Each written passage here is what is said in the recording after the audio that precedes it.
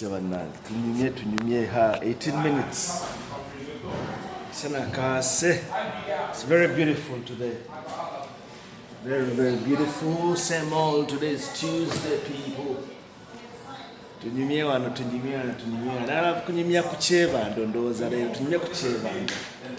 Sibanyumiza ko kyebando, growing up in kyebando. Kyebando ebiseera bye nkulira mu kyebando because I was born in kyebando, you know. Mulago Hospital, you know. Private wing, you know. Nenga okutegera obuto bwange nga tuli kyebando. Twali ku ekanga quite a big estate. Awakanati kwaliko bataka. Different bikomeras. And, you know, so many memories.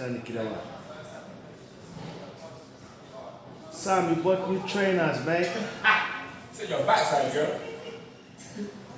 Sam, I'm going to coach one. I'm training channel. So, Chevando, What's up, coach? You got new trainers. Yeah, bro. You're shopping, innit? Shopping as well, bro. I see you on Thursday. Yeah, Thursday as well. All right, coach. Yeah. Cool. Yeah. Have a nice one. Avate. Twalinawo farm wawe Kyebando. Mixed farm. It used to be called Kyebando Mixed Farm. Waliwo ente nga nzungu, Frisians. N'enkoko. Ebyumba byali bingi emanju. And that is when those are the memories now. Kati ntandika nga ndi mwana muto. 4-5 years. Waliwo abantu bangi nnyo. People used to visit and stay. Kubanga emanju twalinawo living quarters from the main house, which was it was a 4-bedroom bungalow with an extension that was built later. For me, I had my own private wing in Nasuranga, and of course, Wazitanga boys' quarters, then living quarters, and most cases, buli muntu yakyalanga basulanga staying, and they used to stay like for weeks on end, you know. You're talking of the 70s. Vane sabasaba njijukira 1979 olutalo lujja kamini twaddukirayo kitagobwa nga ebintu bikuba mu bbanga babitanga bizungirizi bya sabasaba. So it was a humble board, you know what I mean? So, because remember my mom was young. Kati yanzaala nandekawo n'agenda n'asoma, yatuzaala back to back. Nadde n'asoma e Kenya. It's my dad. My dad took muzeeyi wange yali atambudde all over East Africa. Maybe bya cooperative, East African community nga Mwiri. Yeah, those are the days. And he went as far as Russia, bagenda Yugoslavia, sijui ensi wezityo. Namwano nenajja na UK wano. Kwenye ebintu byalingamu. Uncle, well done. Very consistent. I see you all the time. Thank you. Keep it up, my friend. Yeah, good health. Thank you. Yes, ma'am. Thank you. I'll see you tomorrow. Okay. Okay, uncle. Yeah. Ng'atambudde. Remember those days we had this communist thing, socialist thing, whatever, you know, non-aligned movement. Right now. And I think Uganda was being drawn towards socialism. Now we have Tanzania. And it's very interesting to note that these things were there at that time, you know what I mean? So. And 1979 comes around, and then olwo nga nsoma Nassaro School nali mu Kololo Nursery School. Jemwani say Montessori private. Montessori, whatever. You know, say kindergarten or nursery. It's more like, you know, wanga try to turn so magamu transfer na bato and you know, daycare. See, you know, bakunona. So from there, that's when I leaped into Kyanda primary school. Nabagambe chintu chintu. Jena soma tamu emu Kyanda primary school. Mumanya wali lohana no Lincoln International School as well. I think to attract the students or the clientele or the parents who used to take the kids to kids. Well, Kyanda was exclusive during those days. And unless you were in the elite or the bourgeoisie, the middle class people, I think my mom didn't like the school. She didn't really dig into it. And that's how I ended up in Buganda Road. Buganda Road, 1981. Third term. Mrs. Miro, yali neighbor waffe Kyebando. Mchala Miro, bibamwitanga. Mukwano gwa mami wange, nyonyo, they were very good friends. Namwana was when I'm late in Buganda Road. And that's how I got into Buganda Road Primary School, Boogie Street. And I still have very vivid memories of Buganda Road. Right from the very first day I went there, and you know, back then it was manga half day. They pick you up at around 1 o'clock. Then they wichuka to see. But when I said there was a lot of insecurity, and it made the most sense of picking Romana on your way back home. So we had a longer day in school, packed lunch and all that.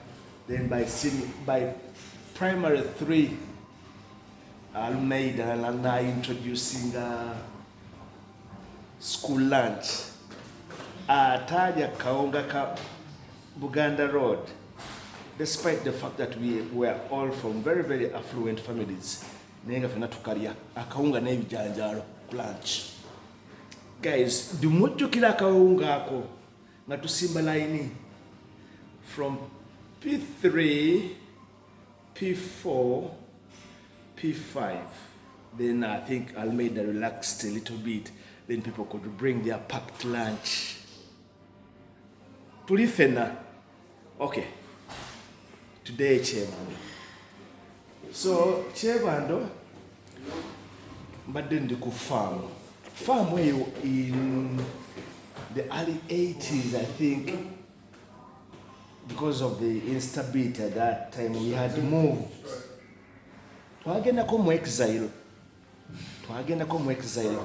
1981 abwatyo tugende Kenya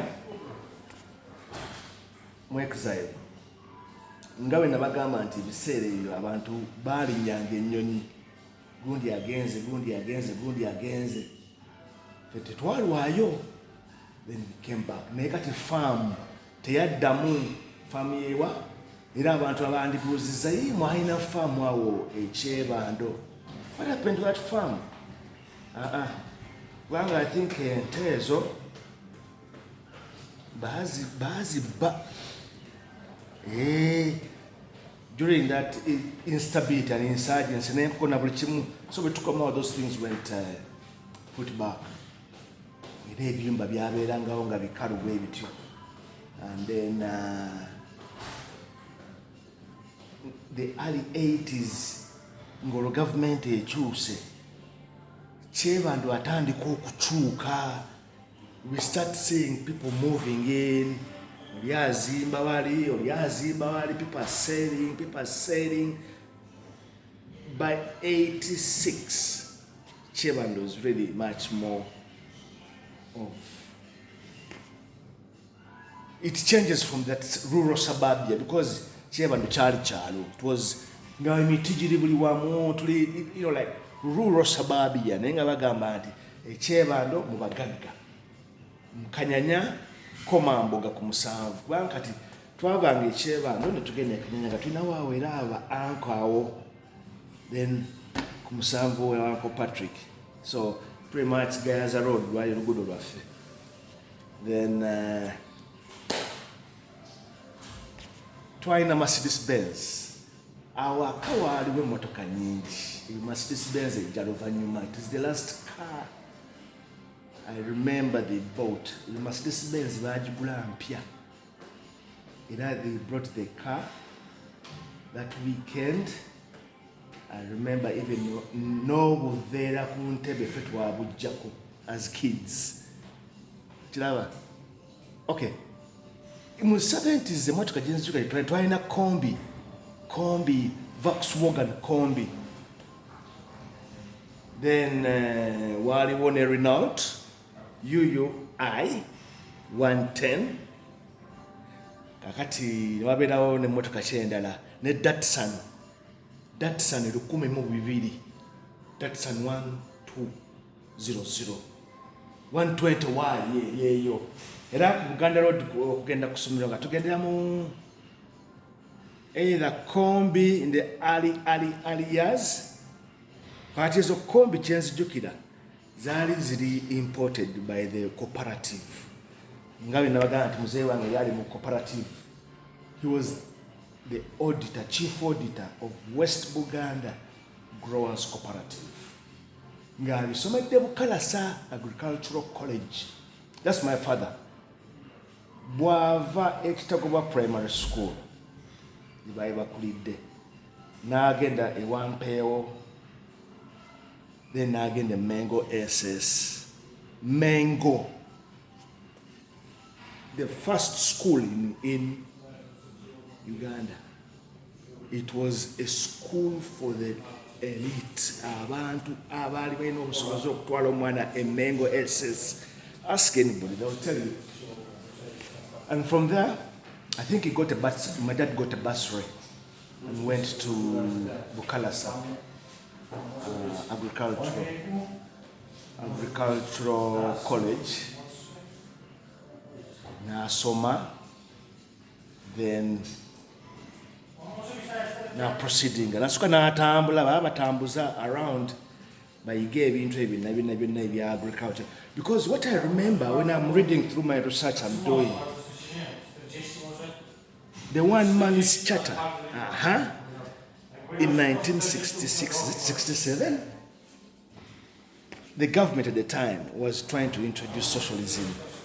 So implementing that socialist agenda meant rolling out the Ujamaa concept, which was the same thing in Tanzania, Jawagenda. That's my dad. So when they come back, they implement all these based on the framework of cooperatives and unions. So you had West Buganda, East Buganda Growers Cooperative, Banyankore Kweterana, Bugisu Growers Union, Masaka, byonna. Era nze nabirabako n'abakawe babikoleranga awaka ebimu. He used to come back with most of his work, auditing files and everything. Na babireteramu kombi kati mugisenga tudde muyinza ogiyita nga mugisa drone. Yes, like a carrier, but behind they would put all those files zijja from different cooperative union. You know, he used to drive around collecting all that information and then preparing audit reports and all that. So that was my dad. So when my mom comes into my dad's life, my dad already built that house. Enyumba y'ekyebale yali ezimbiddwa already. By 24, 25, my dad already had built a house. Nga naye nga he's single. And then when he met my mom, that was the beginning of another chapter. Kiraba. So naye nga mama nga yaitasomye nnyo. Era ekyo kyonna kibagamba yaitasomye nnyo. So it was in the hands of my dad that my mom really took hold of her life. And apart from being married and starting a family at that age, naddayo n'asoma ebyo bya secretarial era yabisomera Kenya Commercial College. Ngeri part of the East African community. Back then things were different. Vocational studies, everything, tertiary institutions, things like that. Buli kimu nga olina wogenda Dar es Salaam, Kenya, Uganda, things like that. Ababitegera babimanyi. So bw'abimala obisoma n'akomawo. So by the end of the 70s, 79 to komawo, she was really set to go, career-wise and everything. And then that's when she enters the executive role. Hakati eyo role yagitandikira era wa. From frontline staff, she was a receptionist. Mubimanya be receptionist. Go okwata amasimu today, but back then it was more like messenger. Obera mu office tume no twale baluwa hano kolabot ne bot. She was here, then she worked her way up. Then kwano jonna mera kati siteka mbantu mu mboza eno. So nani badenda buli ku bantu nemtegeera kiyingizako ku. If she was around today, those would be the circles. So in brief, tunyumeza ku Kyebando and bingi kubanga kati it is coming of age kubanga abantu abasinga baiti batutegeera. They really never understood the Kyanda people. Twabiranga mu kikomera nga tulina embwa kupi 20. Era ng'oluguudo olwaffe tebaluyitako olw'eggulu. And ebya LC we bijja, remember mu 86 government wekyuka Museveni ayita ebya LC, mama wange yasooka mu byabakyala ebyo n'asoma ebya kada. Eyo story ngenda gibawa continuation kweno mutegere byonna ebyaliwo bwe yakwatagana ne medical gwa ne bayingira ebya politics bingi nnyo byakola. She really jumped on things and Kawempe division yeyo, so there are many stories coming, people. So nenga kegusiyenze, I'm the firstborn. Yeah, nabagamba mama yanzala mwana mto. She was young, she was firstborn child, you know what I mean? So and we grew up very close. And abantu abasinga bayita amanyi nti ne baganda bange. So because I was always the first of the family, tubeera ne parties awaka, nze mbeerawo Patrick leeta kino Patrick, then Patrick ziniya ku bagenyi and I dance nange bangulya Junior Jackson, Junior Jackson, I think that was 83, 84. Bajingulya Dubai nengatto zaako. I will show you the pictures as well. So that's it.